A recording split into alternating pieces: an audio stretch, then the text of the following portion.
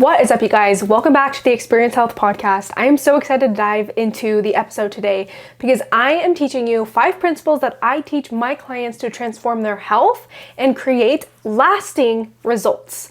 Something that I say over and over with my clients is, if you see a transformation, it does not matter at all if you're not able to make the results last, right? If you lose 30 pounds in 30 days, it doesn't matter if you gain them back in the next 30 days, okay?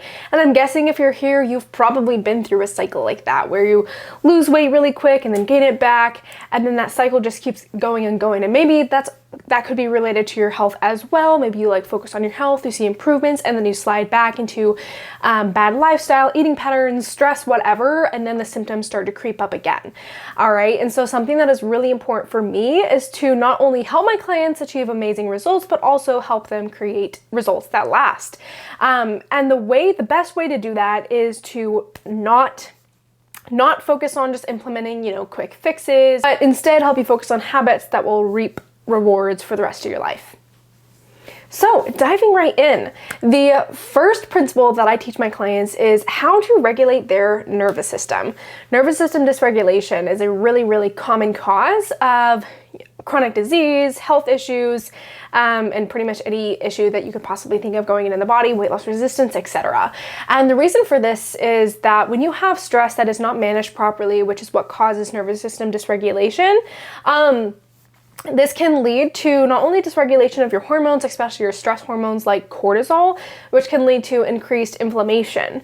And now you've probably also heard a lot of people say that inflammation is the root of all disease, okay? Stress and inflammation are very, very closely tied. And so this is why I focus on nervous system regulation so much with my clients, because if you are constantly living in a state of fight or flight, your body is not in a place where it wants to heal, especially since a lot of issues that go on the body stem from gut health, okay? And so when you're in a fight or flight, you're not in rest and digest, okay? So as you can guess by the names, living in fight or flight constantly, which is what happens when your stress is not managed properly, slows down and can actually, it negatively impacts the natural processes of your gut, you could say, okay? Whether that be causing diarrhea, whether that be causing constipation, slowed transit, quicker transit, reduced digestive enzyme production, reduced bile production, inflammation in the gut, which can lead to intestinal permeability. So whether you have those things, and those things can cause even more inflammation in the body. And so what's really important for me is to get my clients into the parasympathetic state, or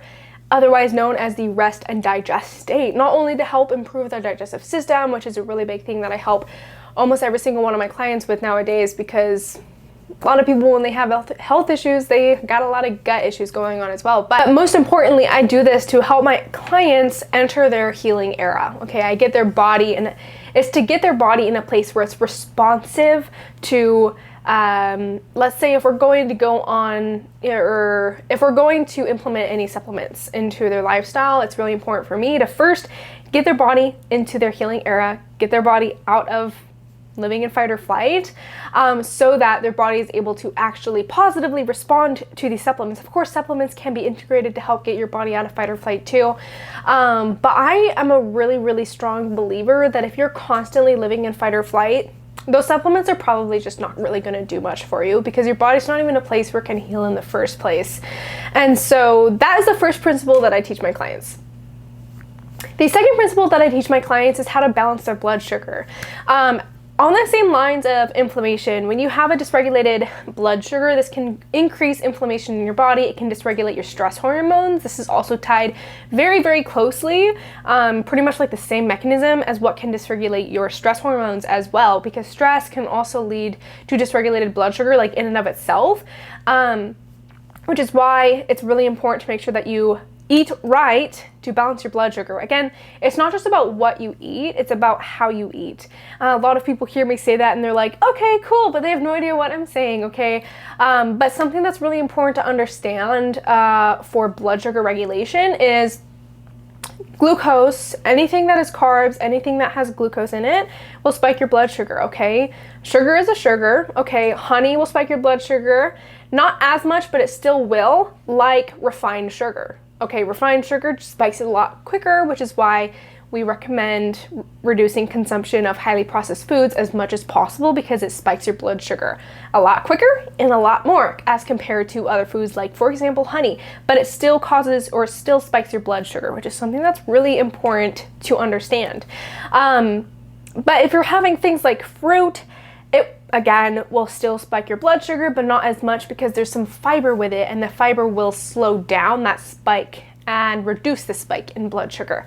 But the best way to help reduce, or I guess to help regulate your blood sugar, is to make sure that you always eat balanced meals and even balanced snacks, and make sure that you eat about like every 3 to 4 hours. It's also optimal to have at most a 12-hour eating range, ideally 8 for women, 6 for men. That's kind of like a little constricted for many people, doesn't work for many people's lifestyle. I'm not going to go into that a lot more.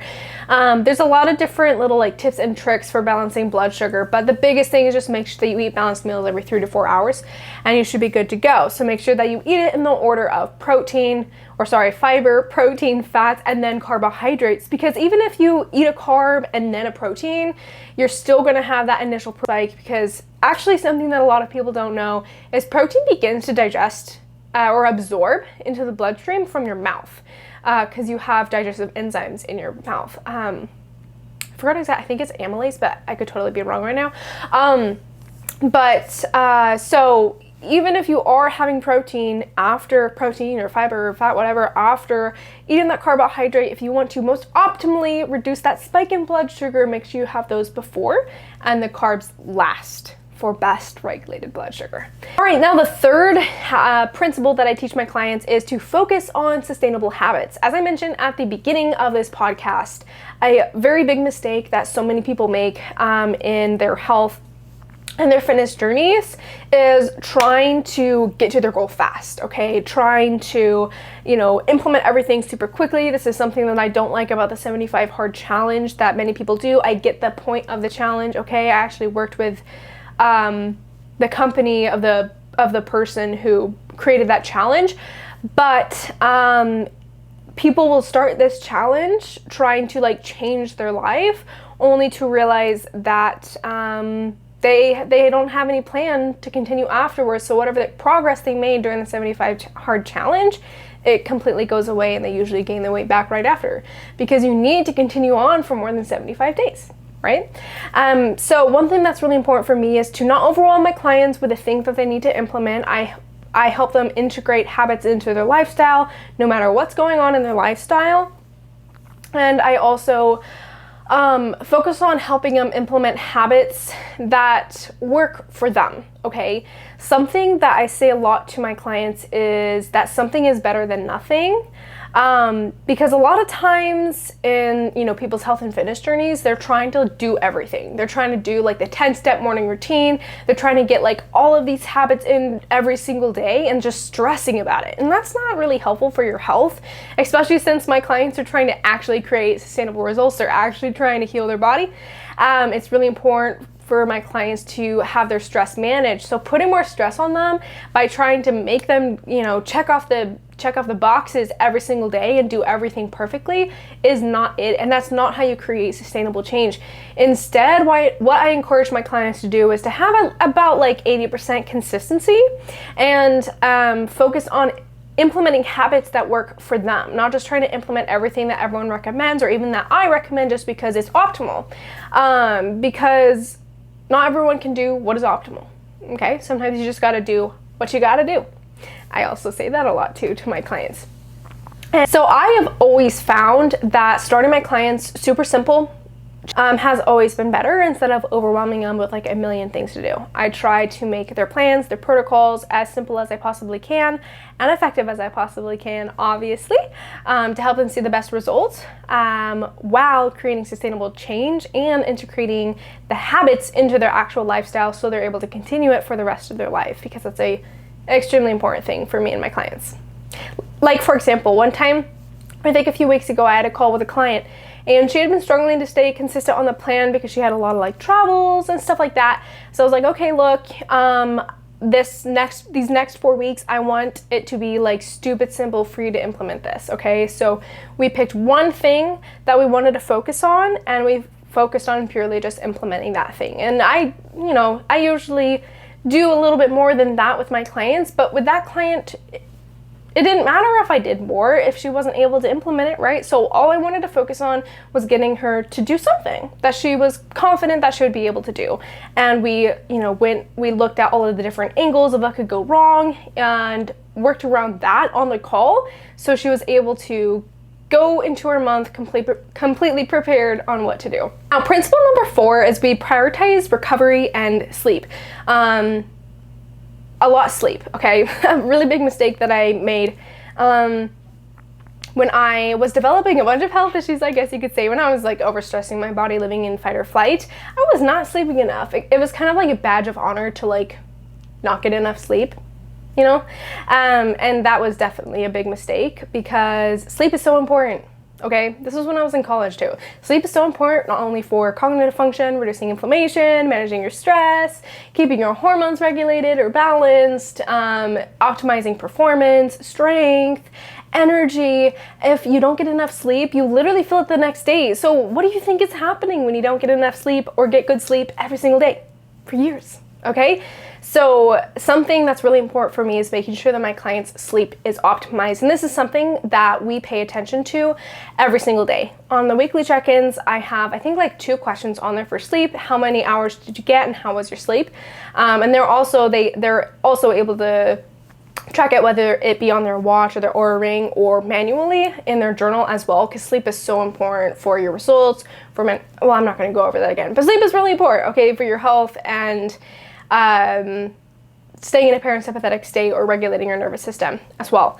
Kind of goes back to number 1 here, but that's another thing that's really important for my clients. So if you're wanting to improve your sleep, here are 4 tips that I recommend implementing. Number 1, I recommend having consistent sleep times. I know that can be difficult for some people. Try to not have more than 2 hours of variation at most, if like on the weekends you want to. But I recommend trying to get to bed and waking up at the same time every single day, even on the weekends, okay? Because it takes about a week for your circadian rhythm to regulate again. So if you're going to bed late every weekend and then trying to fix it during the week, you're just going to be having a dysregulated nervous system every single week, okay? Number 2, I recommend wearing blue light blocking glasses before you go to sleep. I recommend that. I was trying to find it. It's on my nightstand actually. But I recommend doing that before you go to bed because that will help reduce cortisol and help increase your melatonin production, which is your sleep hormone. And cortisol is your stress hormone. So it'll reduce your stress and increase your sleep hormone, which can also not only help you get to sleep, but also improve the quality of your sleep. Melatonin is also a very potent antioxidant. So getting or having enough melatonin having enough melatonin is also really helpful for reducing inflammation. The 3rd one that I recommend is getting morning sunlight, or at least like a 10K lux light. Morning sunlight is obviously optimal, but I live in Alaska, so we don't have sun in the morning, at least right now during the winter. So I have to turn on a 10K lux light to get some light in my eyes in the morning to help wake me up and notify my brain that it is in fact morning. And the 4th one that I recommend doing is getting enough movement in during the day. A lot of times people just like sit at their desk and work for the whole day, and the body doesn't really expend enough or much energy at all. And if you literally sit at your desk all day, don't do any movement, it's really hard for your body to be like, oh, I'm tired enough to go to sleep. Right? Just think about it, okay? So get more movement in during the day, maybe stand up a little bit more, go on walks in between work, maybe during lunch or whatever, after lunch, and that will help you improve your sleep. Principle number 5 is to eat for nourishment, not restriction. Another really, really big thing that I teach my clients is, I guess not teach my clients necessarily, but another thing that I do with my clients is instead of being like, don't eat this food, don't eat this food, don't eat this food, instead I tell them what foods to eat, okay? I obviously share with them, what foods I don't recommend eating, but I don't obsess with the foods that I recommend reducing. Instead, I obsess over the foods I recommend that they eat.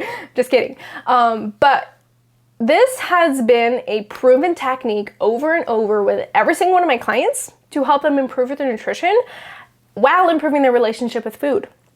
Okay, a lot of my clients track their macros. Some of my clients track hand portions. Others of my clients don't actually track anything currently, because we've gotten to the point where we're able to do that.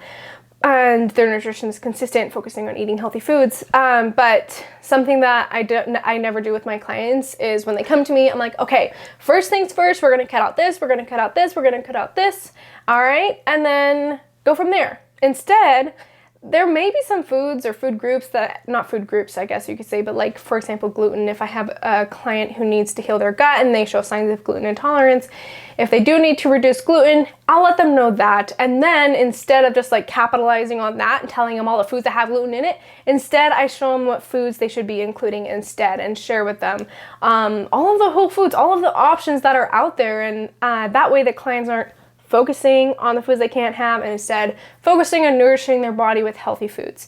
And I've never had an issue with clients just like eating highly processed foods, a bunch of highly processed foods, because they spend so much time trying to eat the whole foods anyways.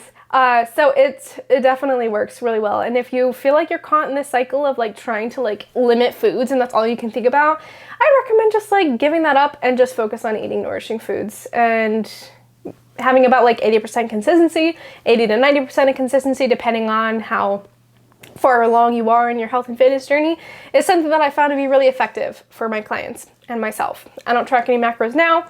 I healed from multiple eating disorders, and then I healed my relationship with food, and I don't even track food. I have regulated appetite, and I'm able to fuel my body properly without stress and flexibility. So those are the 5 principles that I teach my clients. If you want to learn more, if you need support in overcoming weight loss resistance and low energy by healing the root cause, whether that be hormone imbalances, gut issues, toxicity, etc., I would love to be able to support you in your healing journey.